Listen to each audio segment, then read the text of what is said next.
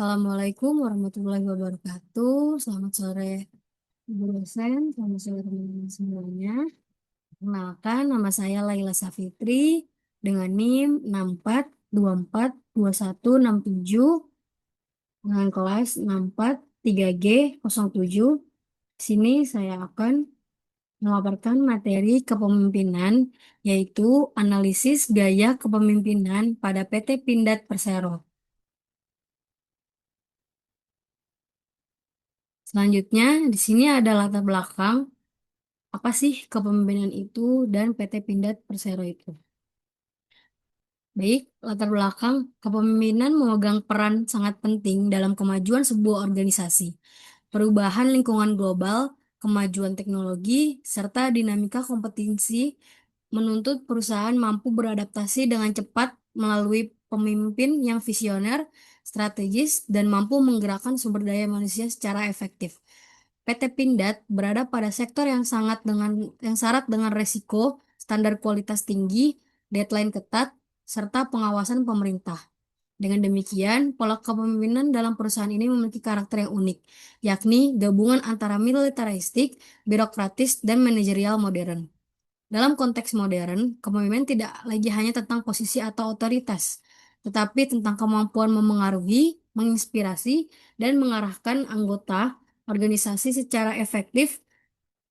Oleh karena itu, analisis kepemimpinan PT Pindad menjadi relevan untuk melihat bagaimana pemimpin mampu mengintegrasikan budaya lama yang disiplin dengan tuntunan inovasi dan transformasi.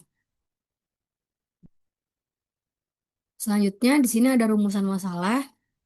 Yang pertama, ada bagaimana konsep kepemimpinan diterapkan pada PT Pindad. Yang kedua, apa saja yang mempengaruhi pola kepemimpinan di PT Pindad.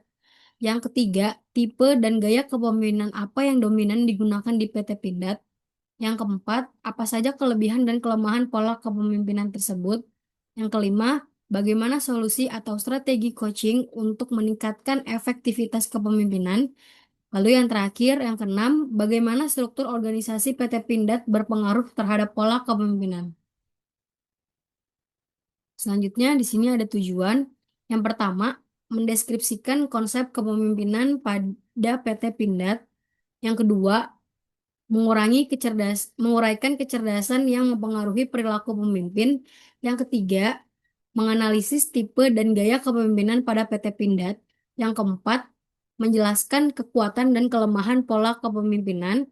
Yang kelima, memberikan rekomendasi perbaikan berbasis teori kepemimpinan modern. Yang keenam, menggambarkan struktur organisasi PT Pindad sebagai elemen pendukung kepemimpinan. Selanjutnya, di sini ada konsep dasar kepemimpinan.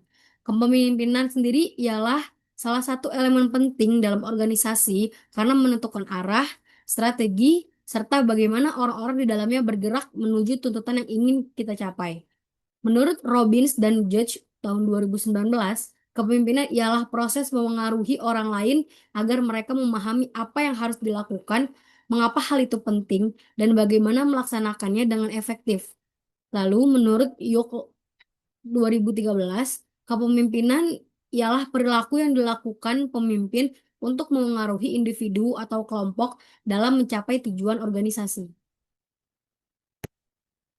Selanjutnya, di sini ada ruang lingkup kepemimpinan, di mana ruang lingkup PT Pindad ini sangat luas karena perusahaannya bergerak di bidang sektor pertahanan, industri yang menuntut ketelitian tinggi, kedisiplinan, keamanan, stabilitas emosional, serta kemampuan mengatasi tekanan kerja.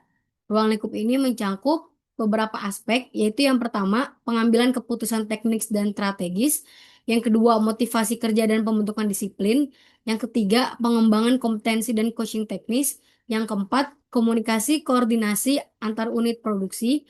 Yang kelima, pengawasan proses produksi dan kepatuhan prosedur. Yang keenam, pengelolaan konflik dan keselamatan kerja.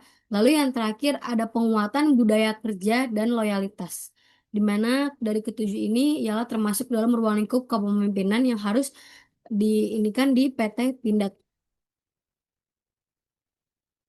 Selanjutnya ada paradigma dan filosofi kepemimpinan.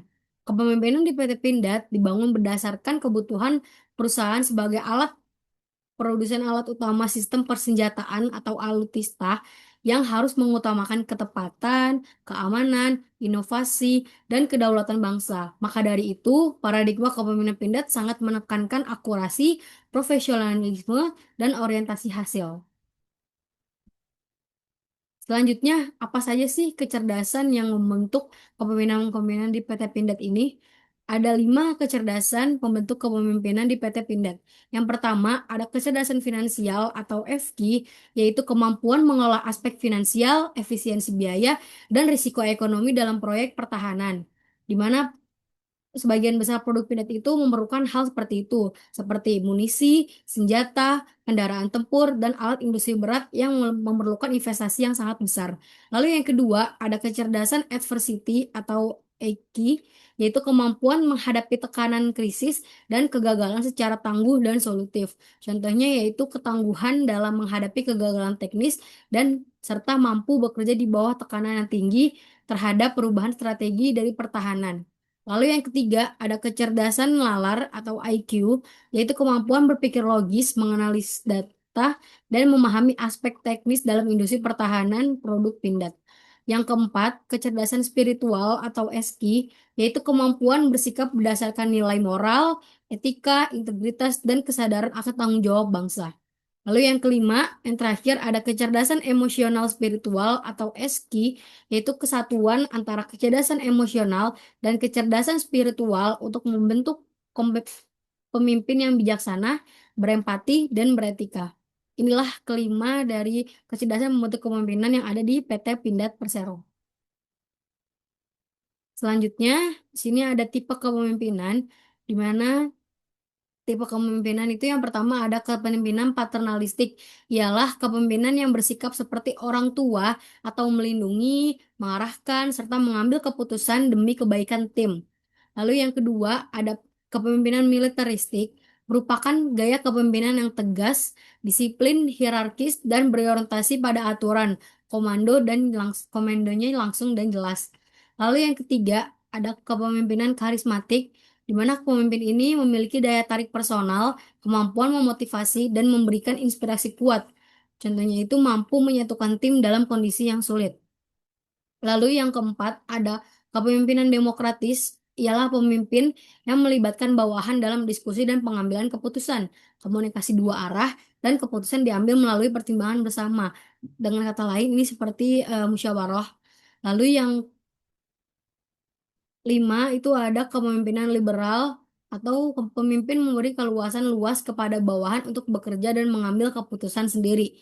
Lalu yang terakhir ada kepemimpinan laissez-faire, yaitu merupakan pemimpin membiarkan bawahan bekerja bebas tanpa kontrol ketat, kemandirian tinggi, dan kepercayaan besar pada tim. Di antara keenam tipe kepemimpinan ini, yang dominan ada di PT Pindad Persero itu ialah ada 3. Yang pertama ada militeristik, paternalistik, dan demokratis. Di mana yang kita ketahui bahwa PT Pindad ini merupakan perusahaan besar yang di bidang pertahanan. Lalu selanjutnya di sini ada fungsi dan peran kepemimpinan dalam organisasi, yaitu ada 5 fungsi, tapi yang pertama menjadi motivator, yaitu pemimpin harus mempunyai sikap memotivasi karyawan, baik tenaga teknis, operator pabrik, hingga staf manajerial untuk menjaga produktivitas, kualitas produk, dan kepatuhan terhadap standar keselamatan kerja. Yang kedua, dari sisi kemanusiaan. Meskipun di PT Pindad ialah perusahaan yang disiplin dan berorientasi pada hasil, pemimpin tetap harus memperhatikan aspek kemanusiaan, yaitu kondisi emosional, kebutuhan, dan kesejahteraan tenaga kerja. Lalu yang ketiga, fokus pada sisi tugas. Dalam perusahaan manufaktur pertahanan seperti PT Pindad, pemimpin harus memiliki ketegasan dan kemampuan teknis dalam mengarahkan pekerjaan agar sesuai standar kualitas internasional. Selanjutnya, yang keempat ada mengelola konflik, di mana PT Pindad di sini tuh memiliki banyak divisi, antaranya ada produksi, perakitan, kualitas, R&D, logistik yang rentan mengalami konflik, kepentingan maupun miskomunikasi. Maka dari itu kita harus mengelola konflik. Lalu yang terakhir yang kelima ada membangun semangat tim, yaitu produksi alat pertahanan membutuhkan kerjasama lintas keahlian. Tidak ada satu divisi pun yang dapat bekerja sendirian, karena itu pemimpin PT Pindad harus mampu mengembangkan budaya kerja kolaboratif. Selanjutnya, di sini ada profil perusahaan PT Pindad Persero.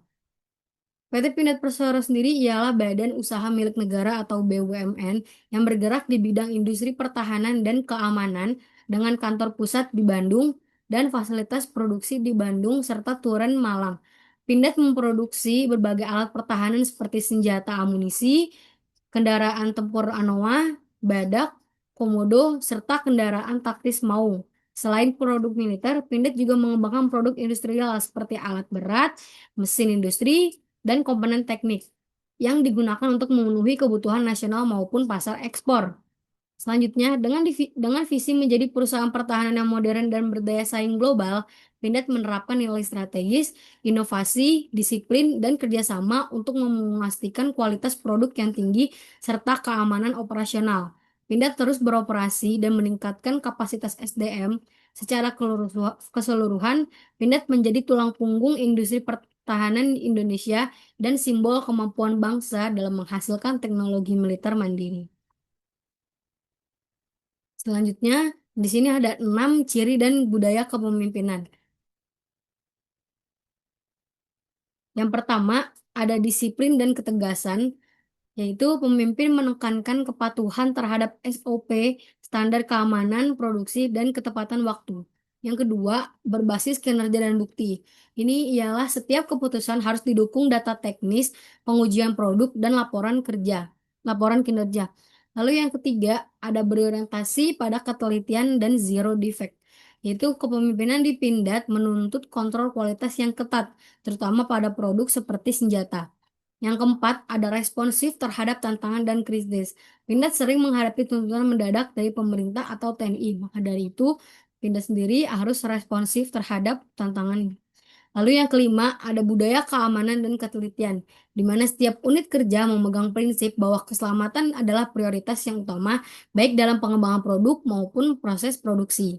Lalu yang keenam, budayakan loyalitas dan pengabdian pada negara. Sebagai BUMN yang menghasilkan alutsista, sistem pemimpin dan karyawan memahami bahwa hasil pekerjaan mereka mendukung pertahanan nasional.